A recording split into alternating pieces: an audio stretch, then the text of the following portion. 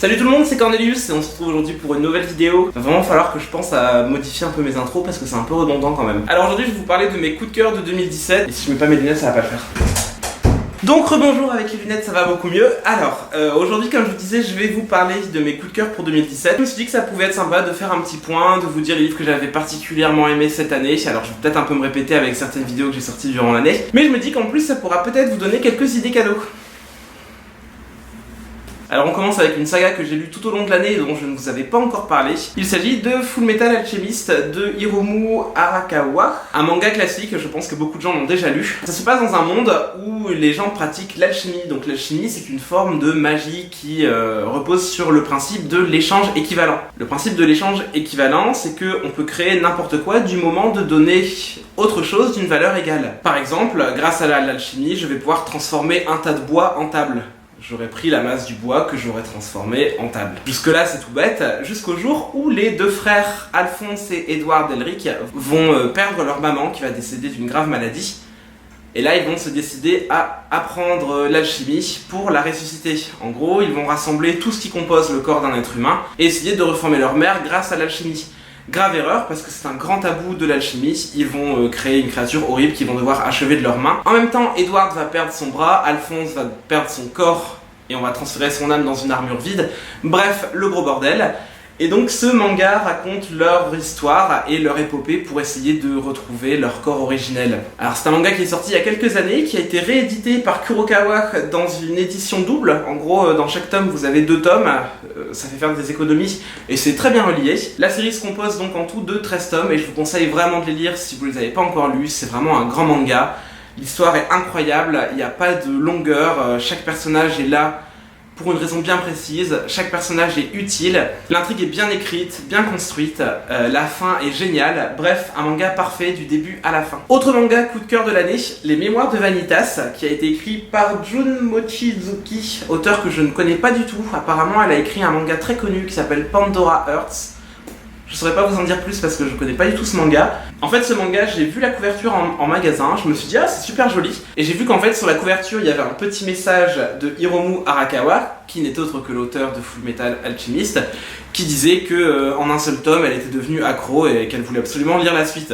Je me suis dit que venant d'elle c'était une preuve de qualité, donc je me suis dit que j'allais m'acheter le tome 1 et le découvrir. Et c'était une super surprise, les dessins sont vraiment top, l'histoire est top, c'est une énième histoire de vampire. Mais là c'est assez bien traité, c'est assez original, ça se passe durant l'époque victorienne, à Paris, ce qui est très bizarre. Un Paris entièrement revisité, hein. C'est pas pour rien que c'est un japonais qui l'a écrit. Et on va suivre les aventures donc de Vanitas, qui n'est autre que le personnage de la couverture, qui va essayer de guérir les vampires d'un fléau qui les éradique un par un et qui les transforme en créatures horribles. Je vous en dis pas plus pour pas vous gâcher le plaisir, mais sachez que je pense que c'est une saga qui a de l'avenir parce que c'est vraiment super bien.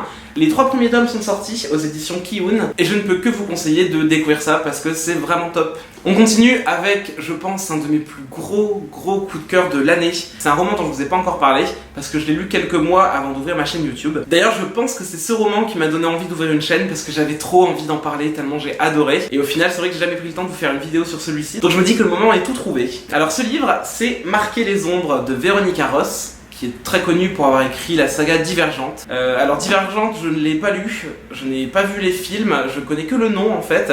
C'est pas très bien, mais en fait j'avais quelques a priori, ça faisait vraiment littérature ado, ce qui est assez con parce que je lis beaucoup de livres de young adultes, adolescents et ça me plaît. Mais bizarrement, l'engouement pour le livre, tous les gens qui m'en parlaient, ça m'a un peu refroidi et je me suis dit l'histoire ça me parle pas trop, j'ai pas envie de le lire, non. Et en fait je suis tombé sur la couverture de Marquer les ombres et en fait je l'ai trouvée tellement belle que je me suis dit oh bah tant pis, je l'achète, ce serait une bonne occasion de découvrir l'écriture de Véronica Ross. Et voilà, je l'ai acheté vraiment sans rien connaître du livre. De toute façon vous me connaissez, c'est un truc qui m'arrive assez souvent. Sauf que là, la surprise était top, j'ai adoré. Alors c'est un livre dont je pourrais parler pendant des heures parce que en un seul tome, Véronica Ross a réussi une prouesse je trouve.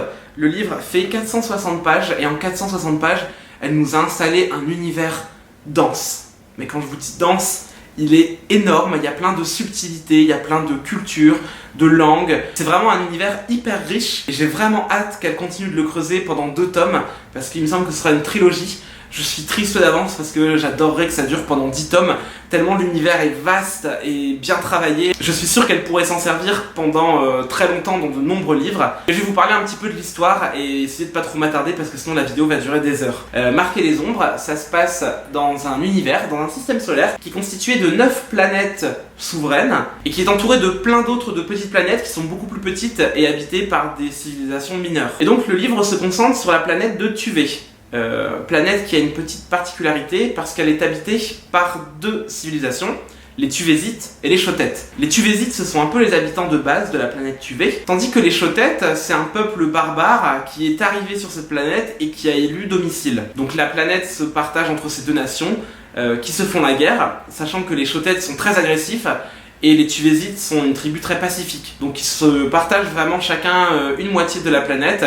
Il y a une grande frontière qui les sépare, mais les relations entre ces 2 peuples est extrêmement compliquées. Et donc dans ce livre, on va suivre l'histoire de Akos, on va dire, entre guillemets, le prince de la nation de Tuvey, et Syrah, la princesse de la nation des Chotettes. En gros, si vous voulez, au début du livre, Chotet fait une offensive sur Tuvey, ils vont capturer des Tuvésites, dont Akos, et Akos va devenir le servant de la famille Chotet qui vont essayer de s'emparer de la globalité de la planète. Alors pour ceux qui l'ont lu, vous allez me dire que j'explique très mal et que l'histoire va beaucoup plus loin que ça.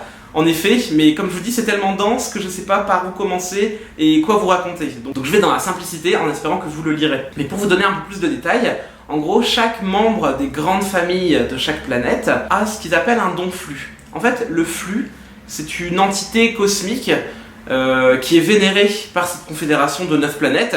La manière dont c'est décrit dans le livre, j'ai l'impression que ça ressemble à un genre d'aurore boréale avec une conscience qui se balade un peu dans ce système solaire. Et donc ce flux va offrir des dons flux aux membres des grandes familles qui règnent sur les planètes. Et ces dons flux sont vraiment au centre de l'histoire de Marquer les ombres. Et en fait, si Akos devient le servant de la famille Chotet, c'est parce que Syrah, la princesse Chotet, a un don flux horrible qui lui provoque des énormes douleurs sur le corps. En fait, son corps est entièrement recouvert d'ombres qui la font souffrir atrocement. Et au moindre contact avec un autre être humain, elle lui transmet cette souffrance horrible. Donc c'est vraiment un don où elle peut offrir la douleur, mais elle la ressent continuellement. Le don flux de Akos, lui, c'est d'annuler les dons flux des autres. Et donc c'est pour ça qu'il va être nommé serviteur principal de Syrah, parce que grâce à lui, elle peut vivre sans cette torture continuelle. La relation entre les 2 personnages vont faire que Syrah va se poser des questions sur sa propre famille, sur toute cette barbarie et toute cette méchanceté, et elle va essayer de s'y opposer. Je vous en dis vraiment pas plus, parce que comme je vous l'ai dit, l'histoire est vraiment top, l'univers est dingue, et si comme moi vous aviez quelques a priori en voyant le nom de Véronica Ross et quand vous entendez Divergente, et ben vraiment oubliez tous ces préjugés et plongez-vous dans ce livre, parce qu'il en vaut vraiment, vraiment le coup. J'ai vraiment hâte que le tome 2 sorte. Il me semble avoir lu il y a pas très longtemps qu'il est prévu pour avril. Autant vous dire que j'attends avril comme le messie. Autre énorme coup de cœur de cette année, La mémoire de Babel, de Christelle Dabos, donc le 3e tome de La Passe Miroir. Je vous en ai déjà parlé un petit peu, mais je vous fais quand même une piqûre de rappel parce que cette saga, ça va certainement devenir une de mes sagas préférées de tous les temps. Donc La Passe Miroir qui se passe dans un univers éclaté, très dissolu, où plusieurs familles règnent sur plusieurs arches qui flotte au milieu du noyau de la planète, et où on va suivre les aventures de Ophélie, qui a des pouvoirs de liseuse qui lui permettent de lire dans le passé des objets, et qui va se retrouver au cœur d'un conflit plus que mondial, et ce conflit va la mettre en danger. Elle va se retrouver confrontée à des entités très puissantes, voire même à des dieux. Je vous en dis pas plus, c'est vraiment une saga à lire, à découvrir, et le tome 3 était particulièrement dingue. J'ai vraiment hâte que le tome 4, qui sera le dernier tome, sorte. Malheureusement, Christelle Dabos a dit qu'elle voulait vraiment prendre son temps pour écrire le dernier tome, et donc il ne sortirait pas l'année prochaine, mais en 2019. Alors l'attente va être longue, mais je pense qu'elle en vaut le coup. Et 2 autres coups de cœur pour cette année 2017, dont je vous ai déjà parlé parce que j'avais fait des vidéos spéciales sur ces livres, mais j'ai vraiment envie de vous en glisser un petit mot.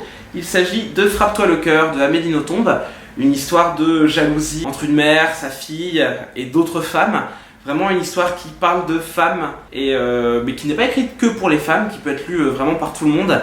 Un livre très bien écrit, qui se lit très rapidement, et rien que le fait de le feuilleter me donne envie de le relire. Donc vraiment, lisez-le, c'est vraiment top. Et dernier coup de cœur de cette année 2017, qui a été riche en lecture, mais là vraiment je vous présente que les lectures qui m'ont particulièrement plu. Il s'agit de Six of Crows de Lise Bardugo, une histoire de bandits, de hors-la-loi, qui vont essayer de retrouver quelqu'un qui va leur permettre de sauver le monde, on va dire. Donc on va suivre cette bande de 6 bandits qui ont chacun leurs particularités et leurs capacités spéciales.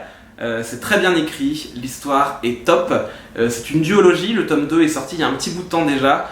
J'espère vraiment qu'on va me l'offrir pour Noël parce que j'ai hâte de connaître le fin mot de cette histoire qui est vraiment super top parce qu'il est vraiment trop bien. Et voilà, c'est tout pour aujourd'hui, j'espère que ça vous a plu. Comme d'habitude, si ça vous a plu, n'hésitez pas à liker et à vous abonner.